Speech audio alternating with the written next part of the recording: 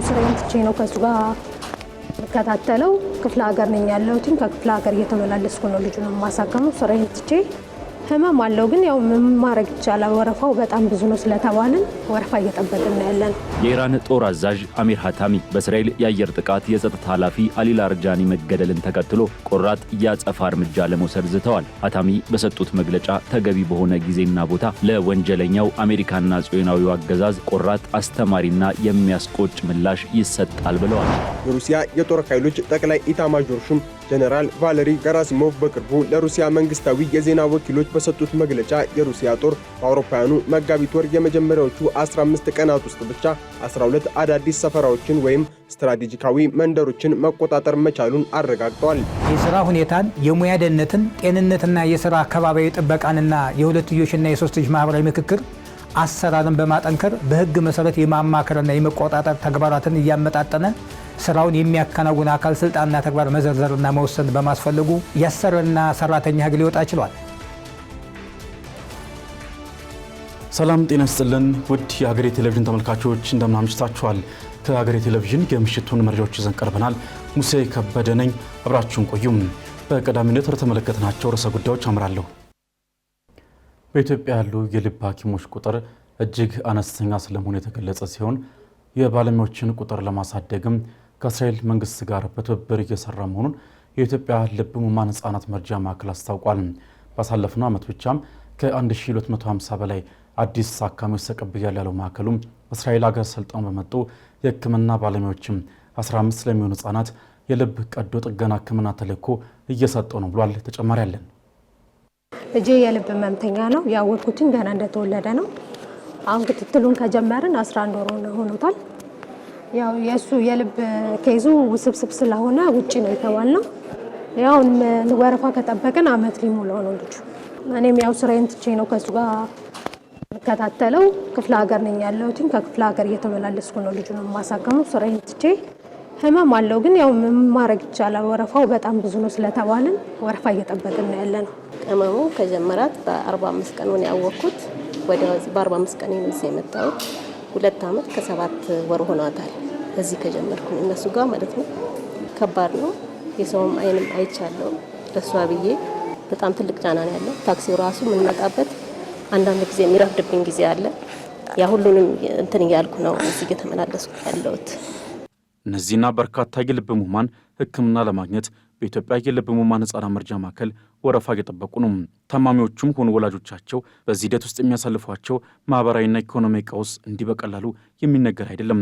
በ2005 ብቻ ለ684 ታማሚዎች የህክምና አገልግሎት መስጠታቸውን የሚገልጹት የማዕከሉ ሜዲካል ዳይሬክተር ዶክተር ኤልኤዜር ኃይሌ ባሳለፍነው ዓመት ብቻ ከተቀበሉት ከ1250 በላይ አዲስ ታማሚዎች አንጻር የህክምና ተደራሽነቱ ከታካሚዎች ቁጥር ጋር የማይመጣጠን መሆኑን ያነሳሉ።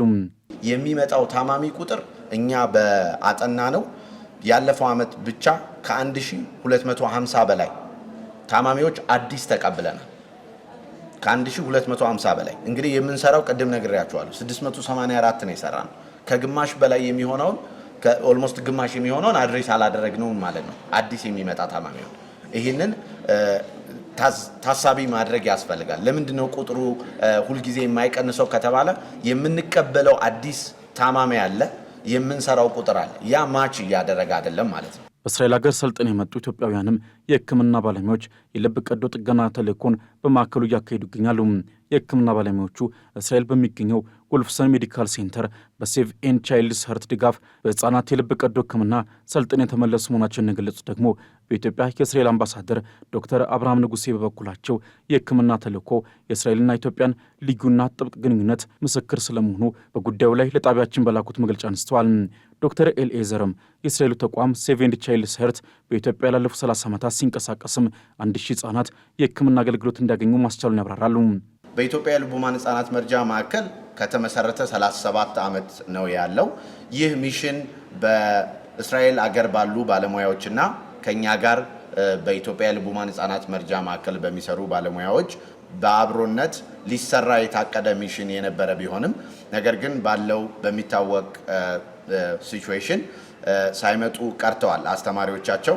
ነገር ግን ትሬኒንጉን የወሰዱት እነዚህ ሐኪሞች የልብ ኦፕሬሽን በአሁኑ ሰዓት እያከናወኑ ይገኛሉ በኢትዮጵያ የልብ ሕሙማን ሕፃናት መርጃ ሕክምና።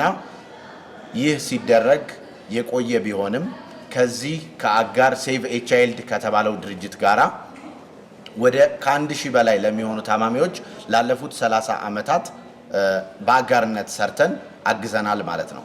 በኢትዮጵያ ያሉ የልብ ስፔሻሊስት ሐኪሞች ቁጥር እጅግ አነስተኛ ስለመሆኑ የሚያነሱት ሜዲካል ዳይሬክተሩ ዶክተር ኤሌዘር እንደ እስራኤል መንግስት ሁሉ ከሌሎች አጋር አካላት ጋር በመሆን በስልጠና የባለሙያዎችን ቁጥር ለማሳደግ እየተሰራ ስለመሆኑ ገልጸዋል።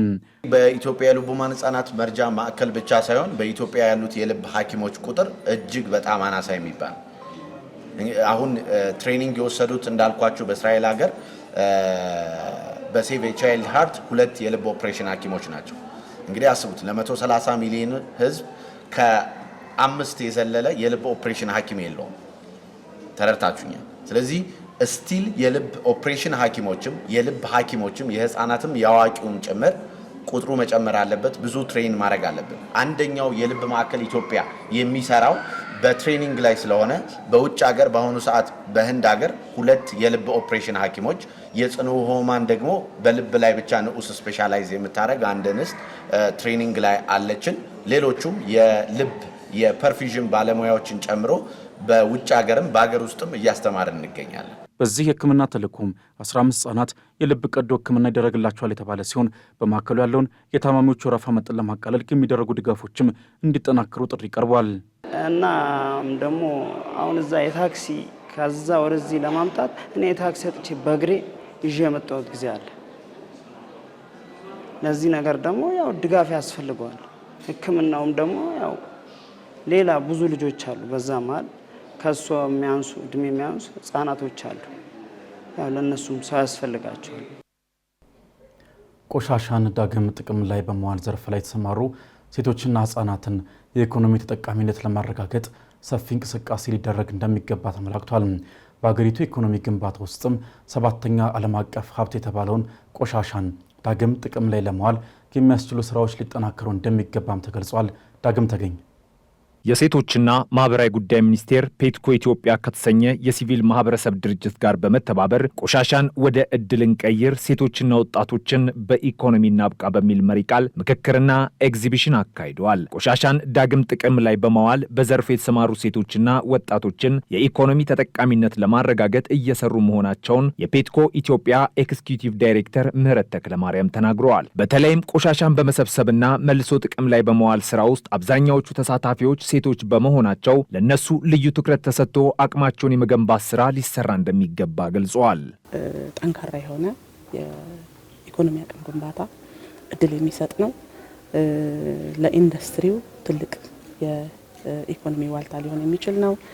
ብሎም ደግሞ ለሀገራችን እንደ ሀገር ደግሞ ግሪን ግሮዝ ወይም ደግሞ አረንጓዴ ለምንለው ልማት ወይም ደግሞ ሰስቴናብል ዴቨሎፕመንት ቀጣይነት ያለው ልማት ለምንለው ትልቅ አስተዋጽኦ ያደርጋል። ፔትኮ ኢትዮጵያ እንግዲህ በዚህ ረገድ የተለያዩ ስራዎችን ይሰራል። ድጋፍ ከሚሰጣቸው የማህበረሰባችን ክፍሎች ዋነኞቹ 80% የሚሆኑት ሴቶች ናቸው። ለው ዶንት ቲንክ ዌስት ቲንክ ኦፖርቹኒቲ ነው የሚለው። ይሄ የሚያሳየው ከአሁን በኋላ ዓለም ቆሻሻን እንደ ችግር ወይም እንደ ተግዳሮት ሳይሆን እንደ ሀብት 7ኛው የዓለማችን የተፈጥሮ ሀብት ተብሎም ተሰይሟል። ከዚህ አንጻር ዌስትን እንደ ሀብት ወይም ደግሞ እንደ ገቢ ምንጭ ወይም ደግሞ እንደ ስራ እድል ወይም ደግሞ እንደ መልካም እድል ከቆጠር ነው ቻሌንጅ አይሆንም ወይም ተግዳሮት አይሆንም። በአግባቡ ካልያዝ ነው ግን ሊያጠፋን የሚችል ትልቅ የዓለማችን ተግዳሮት ነው የሚሆነው። የቆሻሻ አወጋገድና መልሶ መጠቀም ፈጠራ ማበረታታት አስፈላጊ መሆኑን የሚናገሩት በሴቶችና ማህበራዊ ጉዳይ ሚኒስቴር የሴቶችና ማህበራዊ ዘርፍ አማካሪ ዶክተር ሀናየሽ ንጉስ ሴቶችና ወጣቶች በብዛት በዚህ ዘርፍ እንዲሳተፉ ማበረታታትና ህብረተሰቡም ምርቶቻቸውን በመግዛት ድጋፍ እንዲያደርግ ግንዛቤ መፍጠር ስራ ሊሰራ ይገባል ብለዋል። ብዙ ሰው በቤቱ ሆኖ የራሱን የስራ እድል መፍጠር የሚችልበት በቤት ያሉ እናቶች ሴቶችም ደግሞ በቤታቸው ብዙ ነገሮች ማኑፋክቸር በማድረግ መሸጥ የሚችሉበት ራሳቸውን መደገፍ የሚችሉበት ነው። ብዙ ጊዜ የሚጠፋብን አይዲያው ነው። ምን አለኝ ቦታ ፈልጋለሁ ሱቅ ፈልጋለሁ እንላለን። ግን ወደዚህ ኢቬንት መጥተው ቢያዩ ብዙ እድሎችም አሉበት። እንደዚሁም ደግሞ ሀሳቦችንም ማግኘት ይችላሉ። እጃቸው ላይ ባሉ ቆሻሻዎች ምን ማድረግ እንደሚቻል ብዙ ትምህርት የሚወስዱበት ስለሆነ እንግዲህ ወደዚህ ፕሮግራም መጥተው እንዲያዩ እንዲጎበኙ፣ እንደዚሁም ደግሞ እንደዚህ አይነት የስራ እድሎችን እንዲፈጥሩ እንዲጠቀሙበትም አደራ አላለሁ። ሚኒስቴር መስሪያ ቤቱ ፎከስ አድርጎ የሚሰራው ሴቶችና ወጣቶች እንደዚሁም ከዚህ ጋር የተገናኘ በመሆኑ አብረን በመተባበር እየሰራን ያለንበት ነው።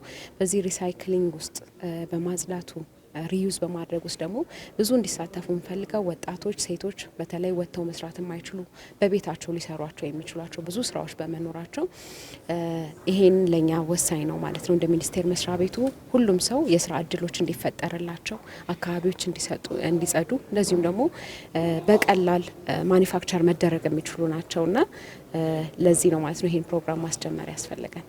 ምንም እንኳን ይህ ዘርፍ ለሴቶችና ወጣቶች ሰፊ የስራ ዕድል የሚፈጥር ቢሆንም አነስተኛና መካከለኛ ኢንተርፕራይዞች ስራቸውን በዘመናዊ መንገድ ለማስፋፋት የፋይናንስ እጥረት በዋነኛ ማነቆነት እንደሚነሳባቸው የፔትኮ ኢትዮጵያ ኤክስኪዩቲቭ ዳይሬክተር ምህረት ተክለማርያም ተናግረዋል። በመሆኑም በዘርፉ አዳዲስ የፈጠራ ስራዎችን ለማበረታታት የባንክና የፋይናንስ ተቋማት ዘርፉን በተለየ ሁኔታ ሊደግፉ እንደሚገባ አሳስበዋል።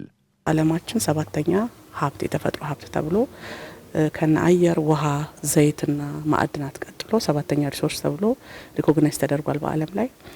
በሀገራችንም ወደ ተመሳሳይ ነገር መምጣት ያስፈልጋል። ከዚህ ውስጥ እንግዲህ ትልቅ ተግዳሮት ብለን የምንወስደው የግንዛቤ ጉዳይ ነው። ከፍተኛ የሆነ የግንዛቤ ክፍተት አለ በሁሉም የባለድርሻ አካላት፣ በማህበረሰቡ፣ በሲቪል ሶሳይቲውም፣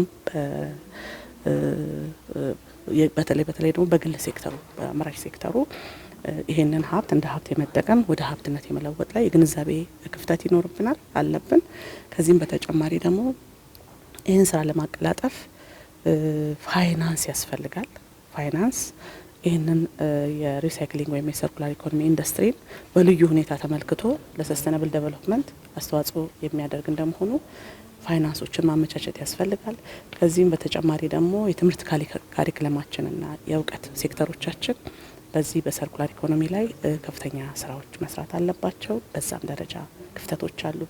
በመላው ሀገሪቱ ቆሻሻን ወደ ሀብትነት የመቀየር ባህልን ለማሳደግ መንግስት የተለያዩ የፖሊሲ ማዕቀፎችን ማዘጋጀት እንዳለበትና የትምህርት ዘርፉ ጉዳዩን በስርዓተ ትምህርት ውስጥ በማካተት በትውልዱ ዘንድ ዘላቂ ግንዛቤ ለውጥ ሊያመጣ እንደሚገባ ባለድርሻ አካላቱ አመላክተዋል።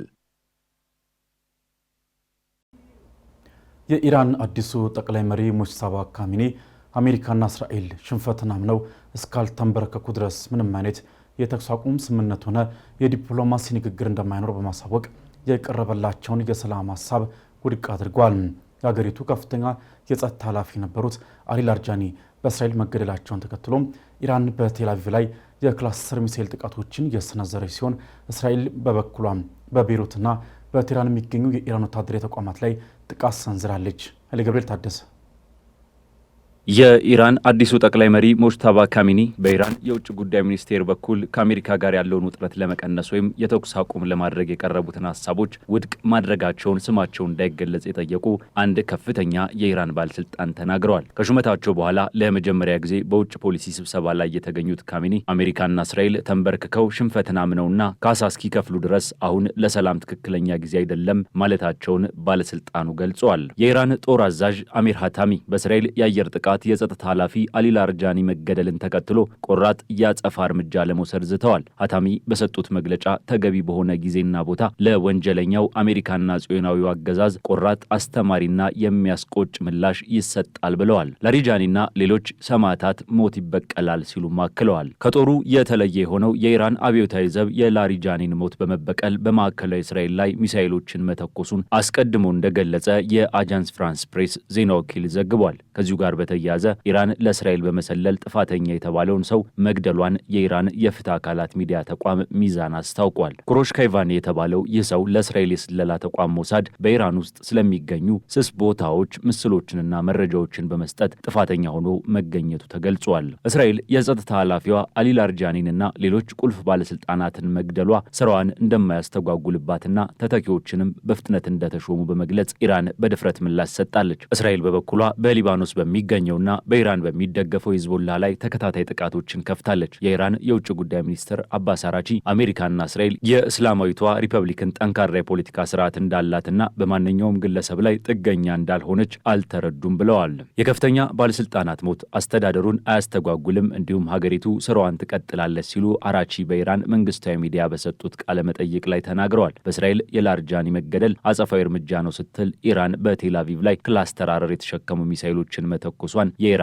የመንግስት ቴሌቪዥን ቀደም ብሎ ዘግቧል። ጥቃቶቹ በቴል አቪቭ አቅራቢያ በሚገኝ ቁልፍ ወታደራዊ ተቋማት ባሉበትና ብዙ ሰዎች በሚኖሩበት ሰፈር የሁለት ሰዎችን ህይወት ማጥፋቱን የእስራኤል ባለስልጣናት የገለጹ ሲሆን ይህም በእስራኤል በጦርነቱ የሞቱ ሰዎችን ቁጥር ቢያንስ ወደ 14 ከፍ አድርጎታል። እስራኤል እንዳለችው ኢራን በአየር ላይ ወደ ተለያዩ ትናንሽ ፈንጆች የሚበታተኑና በሰፊ ቦታ ላይ የሚሰራጩ ለማምከንም አስቸጋሪ የሆኑትን የክላስተር አረሮችን በተደጋጋሚ ተጠቅማለች። የእስራኤል መከላከያ ሰራዊት ማክሰኞ ዕለት በቴህራን የተፈጸሙ ጥቃቶች አመፅን የማፈን ኃላፊነት የተሰጠውን የኢራን እስላማዊ አብዮታዊ ዘብ የጸጥታ ክፍል ዋና መስሪያ ቤትንና ከኢራን የውስጥ ደህንነት ኃይሎች ጋር የተገናኘን የጥገና ማዕከል ያካተተ መሆኑን ገልጿል። አንድ ተወርዋሪ መሳሪያ ማክሰኞ ምሽት በቡሼር የኒኩለር ኃይል ማመንጫ አቅራቢያ የሚገኝን አካባቢ መምታቱን፣ ነገር ግን ምንም አይነት ጉዳትም ሆነ የሰው ህይወት መጥፋት እንዳላስከተለ ኢራን ለዓለም አቀፉ የአቶሚክ ኢነርጂ ኤጀንሲ ያሳውቃለች። የዓለም አቀፉ የአቶሚክ ኢነርጂ ኤጀንሲ ኃላፊ ራፋኤል ግሮሲ የኒኩለር አደጋን ለማስወገድ በግጭቱ ወቅት ከፍተኛ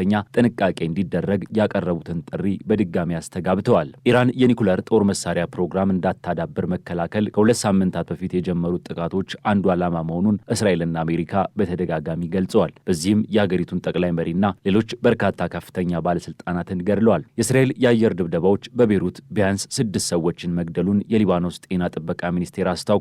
እስራኤል በኢራን በሚደገፈው ሂዝቦላ ላይ የምታደርገውን ጥቃት በማጠናከር የሊባኖስ ዋና ከተማ እምብርትን እያናወጠች ነው። የእስራኤል አየር ኃይል በሂዝቦላ ቁጥጥር ስር ያለውን የቤሩት ደቡባዊ ሰፈር የደበደበ ሲሆን የሮይተርስ የቪዲዮ ምስሎች የሌሊቱን ሰማይ የሚያበሩ ፍንዳታዎችን አሳይተዋል። ሂዝቦላ የኢራን ጠቅላይ መሪ መገደልን ለመበቀል በማሰብ መጋቢት 2 ላይ በእስራኤል ላይ ጥቃት ከሰነዘረ በኋላ የቅርብ ጊዜዎቹ ጥቃቶች ሊባኖስን ወደ መካከለኛው ምስራቅ ጦርነት ይበልጥ እንድትገባ አድርጓታል። የሊባኖስ ጤና ጥበቃ ሚኒስቴር እንዳለው እስራኤል የሰጠችው ምላሽ በሊባኖስ ከ900 በላይ ሰዎችን ሲገድል ከ800 ሺህ በላይ የሚሆኑትን ደግሞ ከቀያቸው አፈናቅሏል። የሩሲያ ጦር በአውሮፓውያኑ መጋቢት ወር የመጀመሪያዎቹ 15 ቀናት ውስጥ ብቻ 12 አዳዲስ ሰፈራዎችን መቆጣጠር መቻሉን የሩሲያ መከላከያ አስታውቋል። ዩክሬን በበኩሏ የሀገራቸው መከላከያ ሰራዊት ሩሲያ ለመጋቢት ወር አቅዳ የነበረውን ስትራቴጂካዊ ጥቃት ማክሸፉን ገልጻለች። ደምሰው ሽፈራው በሩሲያና ዩክሬን መካከል እየተካሄደ የሚገኘው ጦርነት አሁንም የተለያዩ ወታደራዊና ኢኮኖሚያዊ ቀውሶችን እየፈጠረ ቀጥሏል። የሩሲያ የጦር ኃይሎች ጠቅላይ ኢታማዦር ሹም ጀነራል ቫለሪ ገራሲሞቭ በቅርቡ ለሩሲያ መንግስታዊ የዜና ወኪሎች በሰጡት መግለጫ የሩሲያ ጦር በአውሮፓውያኑ መጋቢት ወር የመጀመሪያዎቹ 15 ቀናት ውስጥ ብቻ 12 አዳዲስ ሰፈራዎችን ወይም ስትራቴጂካዊ መንደሮችን መቆጣጠር መቻሉን አረጋግጠዋል። ይህ ግስጋሴ ሩሲያ ልዩ ወታደራዊ ዘመቻ ስትል በምትጠራው በዚህ ጦርነት ውስጥ የሞስኮ ኃይሎች በግንባር ቀደምትነት ያላቸውን ወታደራዊ የበላይነት ለማሳየት ያደረጉት ጥረት ውጤት እንደሆነ ተገልጿል። ጀነራሉ በደቡባዊ የጦር ግንባር ባደረጉት ጉብኝት ወቅት እንደተናገሩት የሩሲያ ጦር በአሁኑ ወቅት በሁሉም አቅጣጫዎች ጥቃቱን እያጠናከረ ይገኛል። በተለይም በዶኔትስክ ክልል የሚገኙ ስትራቴጂካዊ ከተሞችን ለመቆጣጠር የሚደረገው ጥረት ከፍተኛ ደረጃ ላይ መድረሱን ሮይተርስ አስነብቧል። እነዚህ 12 ሰፈራዎች መያዛቸው ለሩሲያ ጦር በምስራቃዊ ግንባር ያለውን የሎጂስቲክስና የአቅርቦት መስመር ለማጠናከር ትልቅ ዕድል የሚፈጥር ሲሆን ለዩክሬን መከላከያ መስመር ደግሞ ትልቅ ስጋት ሆኗል። ከእነዚህ ከተሞች መካከል ስሎቪያንስክ እና ኮስቲያንቲኒቪካ ዋነኞቹ የጦርነቱ ማዕከል ሆነዋል። ስሎቪያንስክ ከጦርነቱ መጀመሪያ ጀምሮ ዩክሬን በከፍተኛ ሁኔታ ስትከላከልላት የቆየችና ለሩሲያ የዶንባስን ክልል ሙሉ በሙሉ ለመቆጣጠር ቁልፍ በር እንደሆነች ይገመታል። ገራሲሞቭ እንደሚሉት የሩሲያ ጦር በአሁኑ ወቅት ወደዚች ከተማ በንቃት እየገፋ ይገኛል። በሌላ በኩል ኮንስታንቲኒቪካ የተባለችው ከተማ በአሁኑ ወቅት 60 በመቶ ያህሉ በሩሲያ ኃይሎች ቁጥጥር ስር መውደቋ ተነግሯል። በከተማዋ ሰሜናዊ ምዕራብ አውራጃ ውስጥ እጅግ አስከፊ የሚባል የጎዳና ላይ ውጊያ እየተካሄደ ሲሆን የሩሲያ የአጥቂ ቡድኖች ወደ ከተማዋ መሃል ለመዝለቅ ከፍተኛ መስዋዕትነት እየከፈሉ መሆናቸው ተመልክቷል። ዩክሬን ይህንን ግስጋሴን ለማስቆም ያላሰለሰ ጥረት እያደረገች ቢሆንም የሩሲያ ወታደራዊ የበላይነት ግንባሩን ወደ ምዕራብ እየገፋው መሆኑ የአደባባይ ምስጢር ሆኗል። የሩሲያ ጦር በዛፓሮዥያ ክልልም ወደ ምዕራብ አቅጣጫ ግስጋሴውን እየቀጠለ ሲሆን በካርኪቭ እና በሱሚ ክልሎች አቅራቢያ የሚገኙ የድንበር አካባቢዎችን በመቆጣጠር የመከላከያ ቀጠናን ለመፍጠር እየሰራ መሆኑን ገራሲሞቭ ማረጋገጣቸውን ዘ ኢንዲፔንደንት ዘግቧል። ይህ በእንዲህ እንዳለ የዩክሬኑ ፕሬዝዳንት ቮሎዶሚር ዜሌንስኪ በሰጡት የምሽት የቪዲዮ መግለጫ የሩሲያን ግስጋሴ በተመለከተ የተለየ አመለካከት አቅርበዋል። ዜሌንስኪ እንደሚሉት የሀገራቸው መከላከያ ሰራዊት ሩሲያ ለመጋቢት ወር አቅዳው የነበረውን ስትራቴጂካዊ ጥቃት ማክሸፍ ችሏል። ፕሬዝዳንቱ እንደገለጹት ምንም እንኳን የሩሲያ ጥቃቶች ቀጣይነት ቢኖራቸውም ጥንካሬያቸው ግን የሩሲያ ጦር አመራሮች ለፖለቲካ መሪዎቻቸው ቃል በገቡት ልክ አይደለም ብለዋል። ዩክሬን በዛፓሮጂያ ክልል ባደረገችው የመልሶ ማጥቃት 400 ካሬ ኪሎ ሜትር የሚሆን መሬት ማስመለስ መቻሏንና 8 ሰፈራዎችን ነፃ ማውጣቷን በመጥቀስ የሩሲያ ግስጋሴ እየተገደበ መሆኑን ለመግለጽ ሞክረዋል። የዩክሬኑ የጦር አዛዥ ኦሌክሳንደር ሲርሲክም ለፕሬዝዳንቱ በሰጡት ሪፖርት የዩክሬን ጦር በጠላት ላይ ከፍተኛ ኪሳራ እያደረሰ መሆኑንና የሩሲያ ኃይሎች ተጨማሪ ጦር ለማስገባት እየተቸገሩ መሆኑን ገልጸዋል። ይሁን እንጂ ዲፕ ስቴት የተባለው ገለልተኛ ወታደራዊ ብሎግ የሩሲያ ጦር በኮንስታንቲኒቪካ በኩል ትልቅ ስኬት እያገኘ መሆኑን መዘገቡ በሁለቱ ወገኖች መግለጫዎች መካከል ያለውን ልዩነት ያሳያል። ከጦር ሜዳው ውጪ ያለው ዓለም አቀፋዊ የፖለቲካና የኢኮኖሚ ውጥረት ደግሞ በአውሮፓ ሕብረት ውስጥ ትልቅ መከፋፈል ፈጥሯል። በተለይም በሩሲያ ላይ የተጣለው የኤነርጂ ማዕቀብ በአውሮፓ ኢኮኖሚ ላይ እያሳደረ ያለው ጫና አንዳንድ መሪዎችን አቋም እያስቀየረ ይገኛል። የቤልጂየሙ ጠቅላይ ሚኒስትር ባርት ደዌቨር በቅርቡ በሰጡት አስተያየት አውሮፓ ከሩሲያ ጋር ያላትን ግንኙነት ወደ መደበኛ ሁኔታ መመለስና ርካሽ የሩሲያ ነዳጅ ዳግም ማግኘት እንዳለባት ጥሪ አቅርበዋል። ይህ አስተያየት በአውሮፓ ሕብረት ውስጥ ትልቅ ድንጋጤ እየፈጠረ ሲሆን ጠቅላይ ሚኒስትሩ በዝግ በሮች በኩል ሌሎች የአውሮፓ መሪዎችም ይህንን ሀሳብ እንደሚጋሩት ነገር ግን በግልጽ ለመናገር እንደሚፈሩ ገልጸዋል። ይህ ሁኔታ አውሮፓ በዩክሬን ድጋፍና በገዛ ራሷ ኢኮኖሚያዊ ሕልውና መካከል የገባችበትን አጣብቂኝ የሚያሳይ እንደሆነ ሮይተርስ አስነብቧል።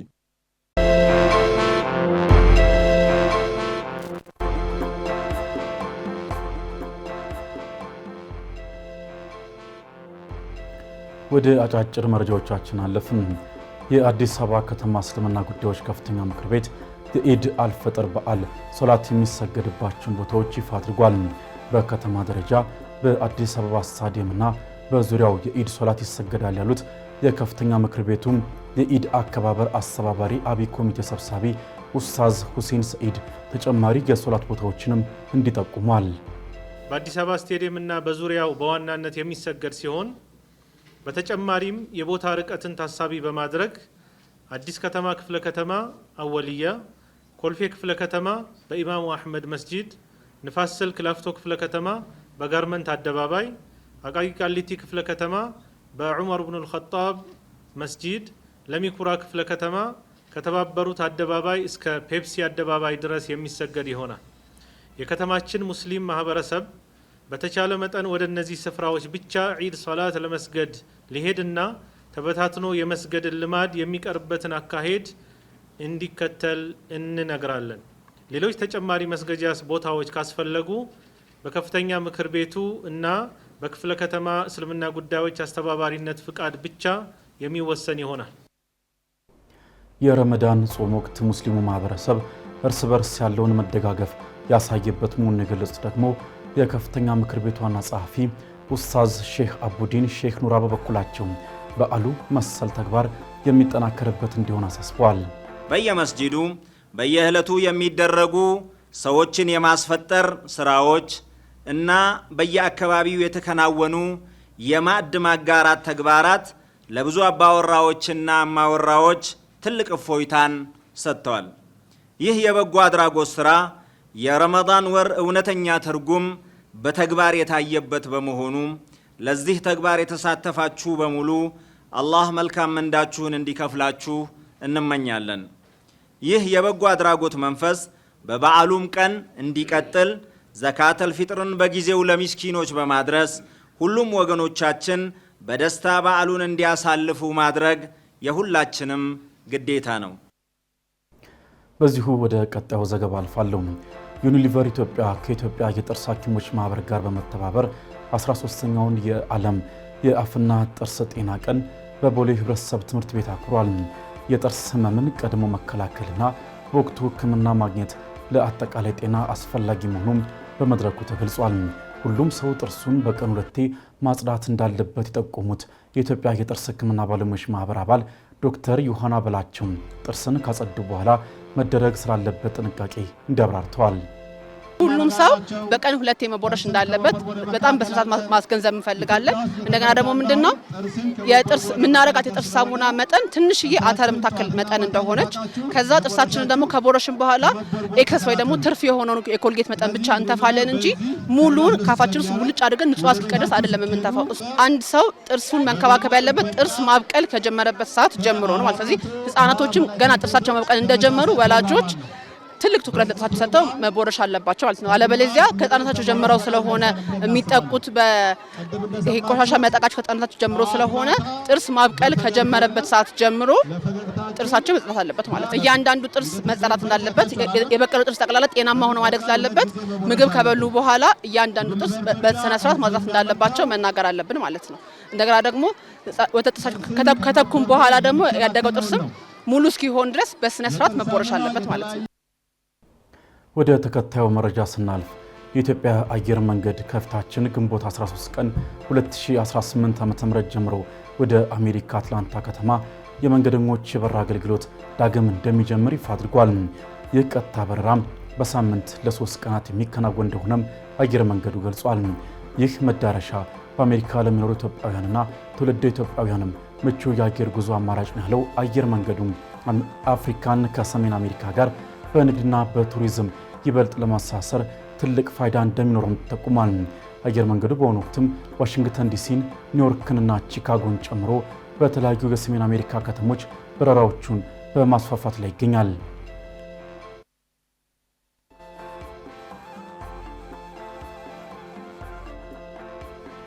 ከውጭ የአፍሪካ ሀገራት የውጭ ሀገር ብድር ክፍያ ከፍተኛ ደረጃ ላይ መድረሱ ተገለጸ። ሀገራቱ በዚህ ዓመት ብቻ ከ90 ቢሊዮን ዶላር በላይ የውጭ ብድር ክፍያ እንደሚጠበቅባቸው ተነግሯል። ከጠቅላላው የክፍያ መጠን ውስጥም 1/3 ወይም 27 ቢሊዮን ዶላር የሚሆነውን የምትከፍለው ግብጽ ስትሆን አንጎላ፣ ደቡብ አፍሪካና ናይጄሪያ ከፍተኛ የብድር ክፍያ ያለባቸው ሀገራት እንደሆኑም ጠቅሷል። የብድር ክፍያው መጠንም ከ2012 ዓመት ጋር ሲነጻጸር በ3 እጥፍ ማደጉ ሀገራቱ ላለፉት 10 ዓመታት ከፍተኛ የውጭ ብድር ሲወስዱ እንደነበር ያሳያል ተብሏል። ይህንን የብድር ጫና ለመቋቋም አንዳንድ ሀገራትም የብድር መክፈያ ጊዜያቸውን ለማራዘም አሊያም የብድር መልሶ ማዋቀር ስራዎችን ለመስራት እየሞከሩ ነው ሲል ሮይተርስ በዘገባ አመላክቷል።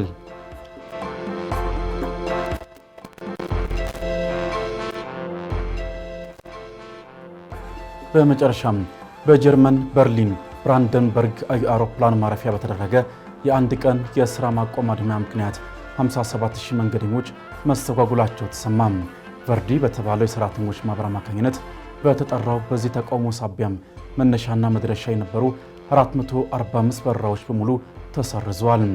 ለአድማው መነሻ የሆነው በደሞዝ ጭማሪው ዙሪያ ከቀጣሪዎች ጋር ስምምነት ላይ መድረስ ባለመቻሉ ሲሆን በሰዓት አደጋ በበረራ ክትትልና በተርሚናል አስተዳደር ስራዎች ላይ የተሰማሩ 2000 ሰራተኞችም ተሳትፎበታል።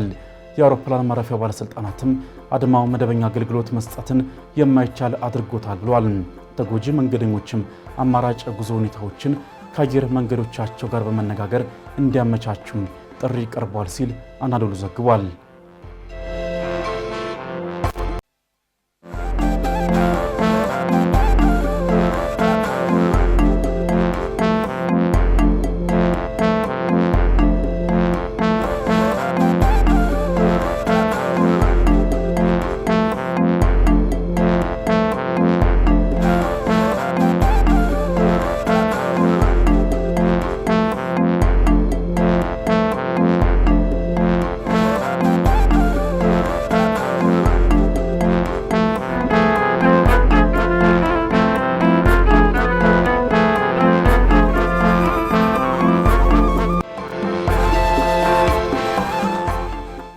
በሀገር ውስጥ ያለውን የመድኃኒት አቅርቦት ሰንሰለት በአግባቡ መቆጣጠር የሚያስችሉ ስርዓቶችን መዘርጋት እንደሚያስፈልግ ተነግሯል።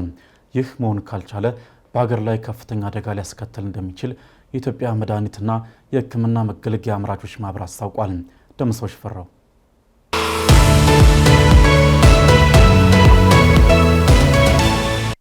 በኢትዮጵያ ውስጥ ካለው የመድኃኒት አቅርቦት ሰንሰለት ጋር በተያያዘ የሚስተዋሉ የተለያዩ እንቅፋቶች እንዳሉ ይነገራል። ይሁን እንጂ በአገር ውስጥ ያለውን የመድኃኒት አቅርቦት ሰንሰለት በአግባቡ መቆጣጠር የሚያስችሉ ስርዓቶችን መዘርጋት ካልተቻለ በአገር ላይ ከፍተኛ አደጋ ሊያስከትል እንደሚችል የኢትዮጵያ መድኃኒትና የሕክምና መገልገያ አምራቾች ማህበር ፕሬዝዳንት ዶክተር ታደሰ ተፈሪ ለጣቢያችን ተናግረዋል።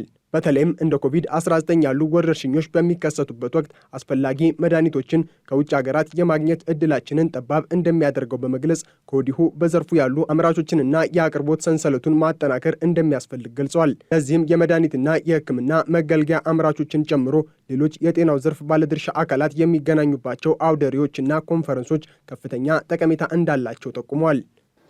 የራሷን የመድኃኒት ሰንሰለት የማትቆጣጠር አገር አደጋ ውስጥ ነው የምትወድቀው። ለምሳሌ ኮቪድን የመሰለ ሌላ ወረርሽኝ ቢመጣ ከውጭ መድኃኒቶችን ማስመጣት የማንችልበት እድል ሰፊ ነው የሚሆነው። የምርት ሰንሰለቱ የሰፕላይ ሰንሰለቱ ይቆረጣል። ያኔ የምንደገፈው የራሳችን ምርት ላይ ብቻ ነው። ለዚህ ነው እንግዲህ እንደ መንግስትም የማምረት አጀንዳ ብቻ ሳይሆን የአገርን የማጽናት የአገር ሉዓላዊነት እና የኢኮኖሚ አጀንዳ ነው ተብሎ እንቅስቃሴው ሰፊ ሆነው እኛም እንደ አምራች ዘርፍ ማህበር ይሄንን ትልቅ እድል በተለይ በጤና ሚኒስቴር እና በአርማው ራንሰር ኢንስቲትዩት እንዲሁም በፕራና ኢቨንትስ በማግኘታችን በጣም ደስተኞች ነን። አምራቾቻችን ምርታቸውን የሚያሳዩበት አውደ ርዕይ ነው የሚሆነው። በሀገራችን ምርት የምንኮራበት አውደ ርዕይ ነው የሚሆነው። ከሌሎች ሀገር አምራቾች ጋር የምንገናኝበት የምንተሳሰርበት አውደ ርዕይ ነው የሚሆነው። ይሄንን በትልቅ ጉጉት የምንጠብቀው በትልቅ አቅም የምንሳተፍበት ነው። 10ኛው ኢትዮ ሄልዝ አውደ ርዕይ እና በጤና ሚኒስቴር የሚዘጋጀው ሁለተኛው የሀገር ውስጥ የሕክምና ግብዓት አውደ ርዕይ ከመጪው መጋቢት 24 እስከ 26 2018 ዓ.ም በአዲስ አፍሪካ ዓለም አቀፍ ኮንቬንሽን ማዕከል እንደሚካሄድ ተገልጿል። የአርማወር ሃንሰን የምርምር ኢንስቲትዩት ምክትል ዋና ዳይሬክተር ፕሮፌሰር መሳይ ኃይለማርያም እንደገለጹት የሀገር ውስጥ የሕክምና ግብዓት አውደ ርዕይ ከዚህ ቀደም ለብቻው ይካሄድ የነበረ ሲሆን አሁን ግን ፕራና ኢቨንት ከሚያዘጋጀው ኢትዮ ሄልዝ አውደ ርዕይ ጋር በአንድ ላይ እንዲካሄድ ተደርጓል። በ10ኛው ኢትዮ ሄልዝ ኤግዚቢሽንና ኮንግረስ መንግስት ከግሉ ዘርፍ ጋር በጋራ ይሰራል፣ በትብብር ይሰራል፣ በቅንጅት ይሰራል። የ10ኛው ላይ ስንወያይ ከዚህ በፊት ተሳትፎዎች ነበሩ፣ ግን ይሄን ከፍ ባለ እኛም ሁለተኛውን የጤና ግብዓት ምርት ኤግዚቢሽን የማኑፋክቸሪንግ ኤግዚቢሽን ለማድረግ በጋራ መስራት እንዳለብን ተስማምተን ነው ወደዚህ ምዕራፍ የመጣ ነው ማለት ነው። ስለዚህ አቀናጅተን ከ10ኛው ጋር ሁለተኛውን የጤና ግብዓት ምርት ማኑፋክቸሪንግ ኤግዚቢሽን ቅድም ሲገለጽ በነበረው ፕሮግራም እናደርጋለን ማለት ነው። ይህ አውደ ርዕይ በአገር ውስጥ የሚመረቱ መድኃኒቶችንና የሕክምና መገልገያዎችን ከማስተዋወቅ ባለፈ በዘርፉ ባለሙያዎች መካከል ያለውን ግንኙነት ሊያጠናክሩ የሚችሉ ሳይንሳዊ ይዘት ያላቸው ፓናል ውይይቶችም የሚካሄዱበት እንደሆነ የፕራና ኢቨንት ማኔጂንግ ዳይሬክተር ዶክተር ዳዊት ተስፋ ጊዮርጊስ ተናግረዋል። የጤና ጉባኤውን ከኤግዚቢሽኑ ጋር ማገናኘቱ ዋና ዓላማ አንደኛው ጤና ባለሙያዎች የራሳቸውን ስኪልና ኖሌጅ ዴቨሎፕ ባደረጉ ቁጥር ፈርዘር ሄደው ፔሸንት የሚሰጡትን ወይም ደግሞ ለታካሚ የሚሰጡትን አገልግሎት ኳሊቲ ጥራት እያጠናከረ ይመጣል። ከዛ ባሻገር ደግሞ እነዚሁ አካላቶች ጤና ባለሙያዎች ስለሆኑ የሕክምናም ይሁን የመድኃኒትም የሕክምና ቁሳቁሶችንም ይሁን መጨረሻ ተጠቃሚ አካላቶች እነሱ ስለሆኑ ኤግዚቢሽኑን በመጎብኘት አዲስ ፕሮዳክት፣ አዲስ ሰርቪስ፣ አዲስ ቴክኖሎጂ ያሉትን ቼክ በማድረግ ራሳቸውን እያጠነከሩ ይመጣሉ ማለት ነው። በዚህ አውደ ርዕይ ላይ ከ10 በላይ የሚሆኑ የተለያዩ የጤናው ዘርፍ የሙያ ማህበራትና ከ2000 በላይ የሚሆኑ የሕክምና መገልገያና መድኃኒት ማምረት ስራ ላይ በቀጥታም ይሁን በተዘዋዋሪ የሚሰሩ ሰዎች ይሳተፋሉ ተብሎ እንደሚጠበቅ ተነግሯል።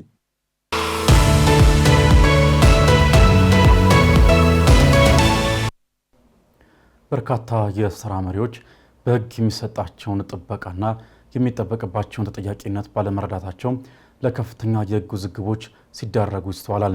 ዛሬ ከጠበቃ ጋር ጥንቅራችንም የስራ መሪ በሕግ ትርጉም ማን ነው፣ የሚተዳደርበት ሕግ ከሌላው ሰራተኛ በምን ይለያል የሚሉትን ነጥቦች በዝርዝር ይመለከታል። ወደዛው እንለፍ።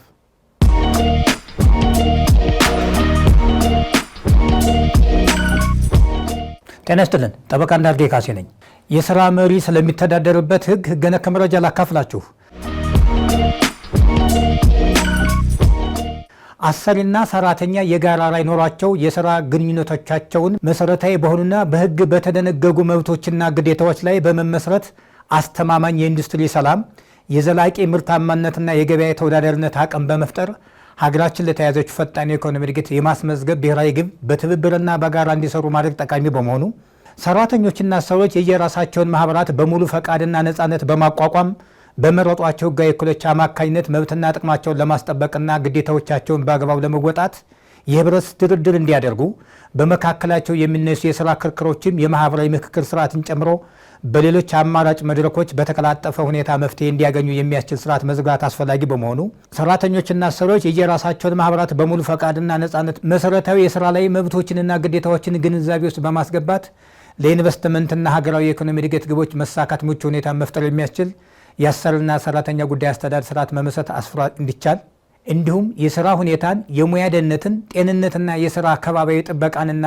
የሁለትዮሽና የሶስትዮሽ ማህበራዊ ምክክር አሰራርን በማጠንከር በህግ መሰረት የማማከርና የመቆጣጠር ተግባራትን እያመጣጠነ ስራውን የሚያከናውን አካል ስልጣንና ተግባር መዘርዘርና መወሰን በማስፈለጉ የአሰሪና ሰራተኛ ህግ ሊወጣ ችሏል። የስራ መሪ ማለት በህግ ወይም እንደ ድርጅቱ የስራ ጠባይ በአሰሪው በተሰጠው የውክልና ስልጣን መሰረት የስራ አመራር ፖሊሲዎችን የማውጣትና የማስፈጸም ስልጣን ያለው ወይም ሰራተኛን የመቅጠር፣ የማዘዋወር፣ የማገድ፣ የማሰናበት ወይም የመመደብ ተግባሮችን የመውሰድ ስልጣን ያለው ግለሰብ ሲሆን እነዚህን የስራ አመራር ጉዳዮችን አስመልክቶ የአሰሪውን ጥቅም ለመጠበቅ አሰሪው ሊወስደው ስለሚገባው እርምጃ በማንም ሳይመራ የራሱን የውሳኔ ሀሳብ የሚያቀርብ የህግ አገልግሎት ኃላፊን እንደሚጨምር በህጉ ተገልጧል። አንድ ሰራተኛ የስራ መሪ ነው ወይስ አይደለም የሚል ክርክር ሲነሳ እነዚህ ከላይ የተገለጡት መስፈርቶች ወሳኝ ናቸው። በተግባር በፍርድ ቤት ክርክር እንደምንመለከተው አንዳንድ ሰራተኞች ቅጥር ሲፈጽሙ በስራ መዘርዝራቸው ላይ የስራ መሪ መሆናቸውን የሚያሳይ ሀሳብ የሰፈረበት ቢሆንም ነገር ግን በተግባር አንድ የስራ መሪ የሚያከናውናቸውን ስራዎች የማይሰራ ከሆነ እንደ ስራ መሪ ሊቆጠር አይችልም። በተቃራኒው አንድ ሰራተኛ ሲቀጠር ተራ ሰራተኛ መሆኑን የሚያሳይ የቅጥር ደብዳቤ ከተሰጠው በኋላ በተግባር እያከናወነ ያለው አንድ የስራ መሪ የሚያከናውናቸውን ተግባር የሚፈጽም ከሆነ የስራ መሪ ከመሆን አያልፍም። ዋናው ነገር በቅጥር ደብዳቤ ላይ የተገለጠው ስያሜ ሳይሆን በተግባር ከሚያከናውነው ስራ ላይ ነው። የስራ መሪ ከአሰሪው ጋር አለመግባባት ሲከሰት ክርክሩ የሚመራው በአሰሪና ሰራተኛ ህጉ ሳይሆን በ1952 ዓ.ም በወጣው የስራ ውልን በተመለከተ ህግ መሰረት ሲሆን ክስ ሲያቀርብ የዳኝነት በመክፈል ወይም በድሃ ደንብ መሆኑ ሊታወቅ ይገባል። አመሰግናለሁ።